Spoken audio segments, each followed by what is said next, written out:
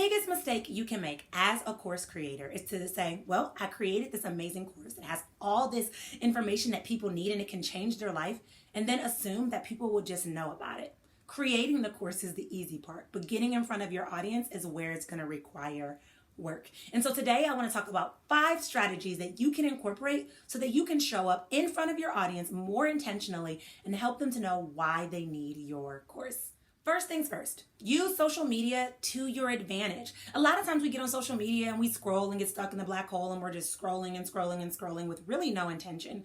But as a course creator and somebody who needs people in their course and knows that this is an opportunity to change and impact lives, you got to be intentional about the way in which you approach social media. So get on social media, share your level of expertise, talk about your course, talk about why you created the course. Also share about who you are as a person. People buy products, but they also buy from people that they connect and relate to. In addition to just posting and sharing, I want you to engage with your audience. So give feedback, ask questions, engage with them, comment. Even consider going to other pages that may have an audience that matches yours and determine what kind of questions they're having and figuring out how you can engage on a deeper level. The more you engage, the more prevalent you are in front of your audience, which in turn helps your audience to start to recognize you when it comes to your particular topic.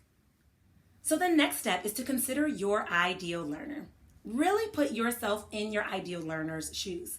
It can be tempting when you're like super pumped up about your course, you know it's life-changing, you know people need it, to want to just sell.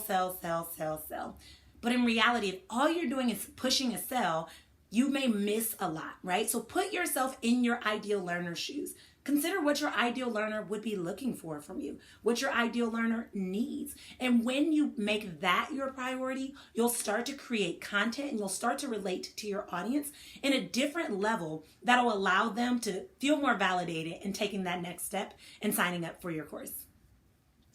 The third step is to show up for your audience in new and creative ways. So consider blogging or video blogging, like creating YouTube videos or podcasting or posting on social media.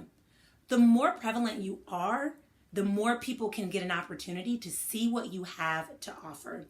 I get people that come to me all the time. They're like, man, you have such powerful tips and strategies on YouTube or such powerful tips and strategies on your podcast that I can't even imagine what it would be like to take that next step. But because I'm showcasing myself, I'm highlighting my expertise, I'm giving value, I'm showing up for my audience, that again helps me to relate to them on a deeper level. But again, it helps them to feel more validated and moving to that next step and taking that next step and working with me on a greater and deeper level. So I challenge you to figure out ways that you can continue to show up for your audience. Blogging, vlogging, podcasting, posting. There's a ton of creative options you have, but I want you to think about where your audience would like to find you and, more importantly, what things they'd like to hear or learn from you.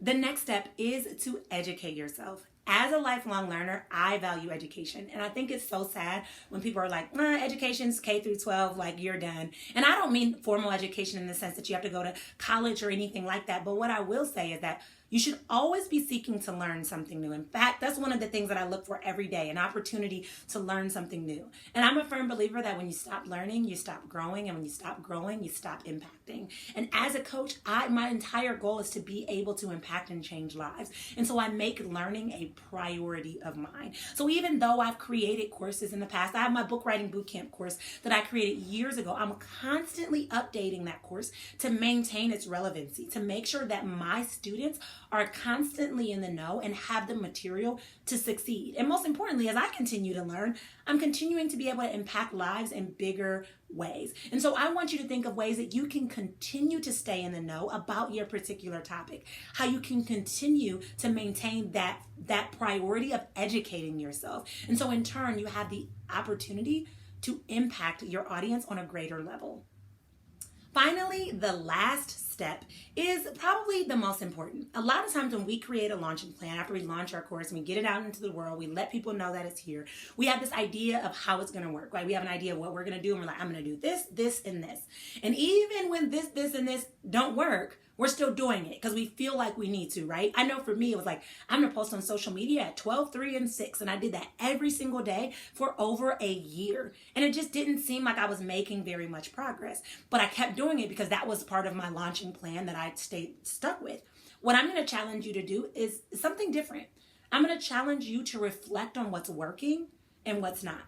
The things that aren't working, remove them. If that doesn't work, don't waste your time and energy on it. The things that are working, considering how you can do more of that. So if blogging is really working for you, dig into that at a greater level. If video blogging is working for you, dig into that at a higher level. If showing up on stories or social media is really impactful and it creates a way for you to engage with your audience on a newer and greater level, continue to dig into that. Prioritize the things that are working and get rid of the things that aren't.